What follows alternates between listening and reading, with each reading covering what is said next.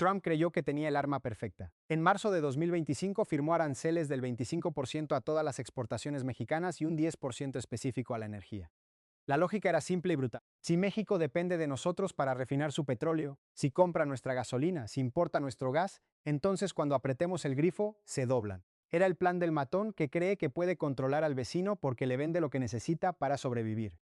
Lo que Trump no calculó es que ese grifo ya no estaba en sus manos, porque mientras él firmaba esas órdenes ejecutivas en Washington, convencido de que tenía a México contra la pared, en Tula, en Dos Bocas, en Salamanca, en Cadereyta, algo estaba pasando que iba a convertir su arma más poderosa en un instrumento inútil. México estaba construyendo su propia cocina. Y para cuando Trump quiso usar el hambre como palanca política, el vecino al que quería presionar ya tenía la mesa puesta. Hoy esa cocina está produciendo a niveles que nadie en la Casa Blanca anticipó.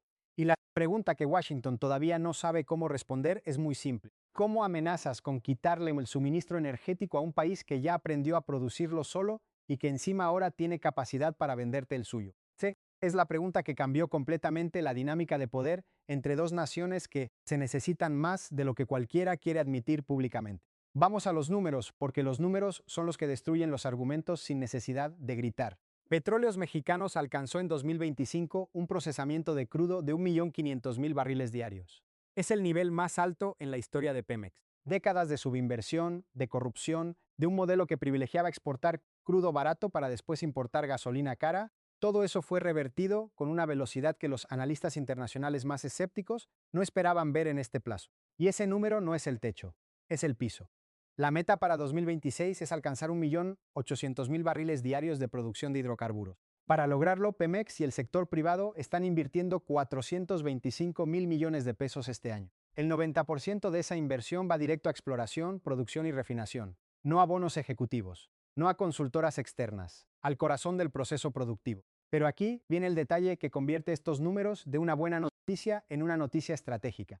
En el primer trimestre de 2026, el procesamiento de crudo en el Sistema Nacional de Refinación creció un 21.9% comparado con el mismo periodo del año anterior. La producción de gasolinas aumentó casi un 30%, y la producción de destilados de alto valor, gasolinas, diésel y turbocina, creció un 42%. 42% en un solo año.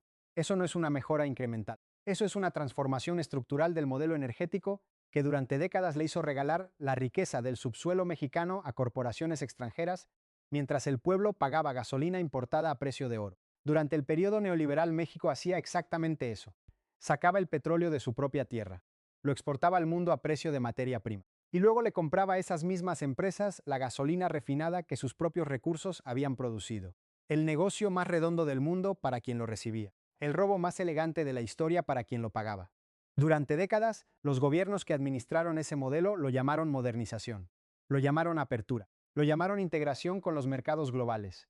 Lo que no dijeron es que ese modelo dejó a Pemex endeudado en más de 100.000 millones de dólares. No dijeron que cada barril que salía sin refinar era un trabajador mexicano que no tenía empleo en una refinería. No dijeron que cada litro de gasolina importada era una transferencia de riqueza desde los bolsillos de los consumidores mexicanos hacia los estados financieros de empresas que no pagan un solo peso de impuestos en México. La presidenta Sheinbaum lo entendió desde el primer día y lo dijo con la claridad que la caracteriza desde la refinería de Tula en enero de este año.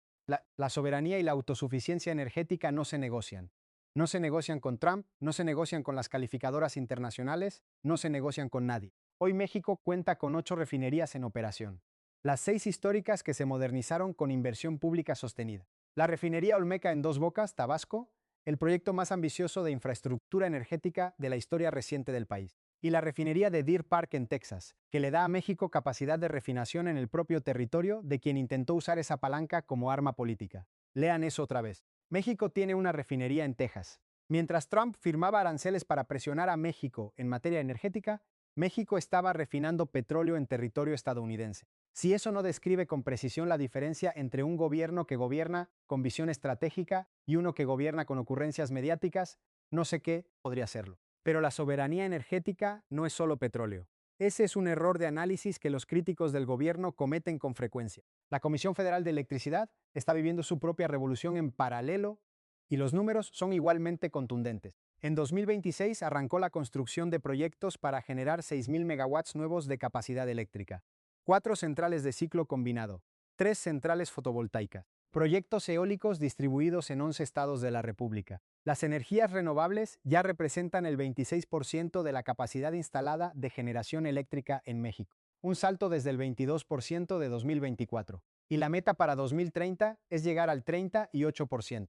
El proyecto estrella, la central fotovoltaica de Puerto Peñasco, Sonora, será la más grande de toda América Latina con una capacidad de 1000 megawatts. Más de 2 millones de paneles solares generando energía limpia suficiente para iluminar una ciudad del tamaño de Guadalajara. Eso se está construyendo ahora mismo. No es un anuncio, no es una promesa de campaña, es una obra en proceso con fecha de entrega y presupuesto asignado. Y entonces hay que plantear la pregunta que los grandes medios están evitando con una consistencia que ya empieza a ser llamativa. Si México está produciendo su propia gasolina a niveles récord, si está construyendo su propia capacidad eléctrica con renovables, si está reduciendo su dependencia del gas importado, ¿dónde queda exactamente el arma energética de Trump? La respuesta es incómoda para Washington, pero documentada en los propios registros comerciales estadounidenses. Los estados fronterizos de Texas, Nuevo México y Arizona dependen del comercio energético con México para sostener partes significativas de su actividad industrial. Las refinerías del sur de Texas procesan crudo mexicano. Las industrias del norte de México consumen energía cuya infraestructura de distribución está interconectada con la red estadounidense de maneras que toman años y miles de millones de dólares en deshacer. En otras palabras, la amenaza energética de Trump era un arma de doble filo desde el principio, y Sheinbaum lo sabía. Por eso no entró en pánico. Por eso no organizó conferencias de prensa de emergencia. Por eso respondió con inversiones, con refinerías, con paneles solares, con reformas constitucionales. Hablemos de esas reformas, porque ahí está la capa que hace todo esto irreversible. Gracias a la reforma constitucional que revirtió los aspectos más dañinos de la reforma energética de 2013, hoy Pemex y la CFE operan bajo un modelo de reintegración vertical con un solo consejo de administración. Lo que eso significa, en términos prácticos, es que el Estado mexicano tiene control total sobre la cadena energética completa, desde la extracción del crudo hasta el litro de gasolina en la bomba, desde la generación eléctrica hasta el interruptor en la casa de cualquier mexicano. Y el litio. Nadie está hablando del litio con la profundidad que merece. México tiene reservas confirmadas de litio, el mineral que es la columna vertebral de la economía energética del futuro. Baterías, vehículos eléctricos, almacenamiento de energía renovable. El gobierno declaró el litio patrimonio de la nación, creó litio para México y blindó constitucionalmente que ese recurso no va a terminar en manos de corporaciones extranjeras que extraigan la riqueza y dejen el territorio devastado. Esa decisión puede parecer pequeña hoy. En 20 años va a verse como una de las jugadas estratégicas más importantes que cualquier gobierno mexicano haya tomado en décadas. Y hay un número más que muy pocos medios están poniendo en contexto. Pemex redujo su deuda en más de 20,000 millones de dólares. La empresa que los críticos del gobierno describían como un barril sin fondo, como una institución quebrada que solo sobrevivía con transferencias del presupuesto federal, está pagando a sus proveedores, reduciendo su endeudamiento y aumentando su inversión en un 34% para este año. Eso no encaja en la narrativa de los que apostaron al colapso, así que simplemente no lo reportan. Pero los números no necesitan que los reporten para existir. Están en los estados financieros de Pemex, están en los reportes del primer trimestre de la CFE, están en las cifras del procesamiento de crudo que el propio gobierno publica mes a mes. Trump quiso usar la energía como su arma más poderosa contra México. Lo que no calculó es que estaba amenazando a un país que ya había tomado la decisión de ser dueño de su propio fuego. No desde ayer, no como reacción a sus aranceles, sino como parte de un proyecto de nación que lleva años construyéndose con inversión, con reforma institucional y con la convicción de que la soberanía real no se declama en discursos. Se construye barril a barril, megawatt a megawatt, panel solar a panel solar. La cobertura eléctrica de México alcanza el 99.7% de la población. En un continente donde hay países que todavía no pueden llevar luz a sus comunidades rurales, México tiene una red que cubre prácticamente la totalidad de su territorio. Eso no cayó del cielo. Es el resultado de décadas de inversión pública que los gobiernos neoliberales intentaron desmantelar y que esta administración rescató con una reforma que ningún gobierno futuro va a poder revertir sin enfrentar al texto constitucional. La diversificación también protege. El acuerdo comercial modernizado con la Unión Europea, el fortalecimiento de lazos con Brasil, los canales con India en el sector farmacéutico y tecnológico. No se trata de abandonar la relación con Estados Unidos. Se trata de que México llegue a esa relación con opciones, con la capacidad real de decir no cuando lo que se propone no es conveniente para el pueblo mexicano. Eso es lo que cambió, no el discurso, no los titulares. La realidad productiva de un país que decidió dejar de ser el eslabón más débil de su propia cadena energética. A quienes siguen apostando a que México va a ceder ante la presión, les tengo una noticia documentada en cifras oficiales. Este país tiene 8 refinerías produciendo a niveles históricos. Tiene una empresa eléctrica construyendo 6.000 megawatts nuevos. Tiene una reforma constitucional que blinda sus recursos naturales.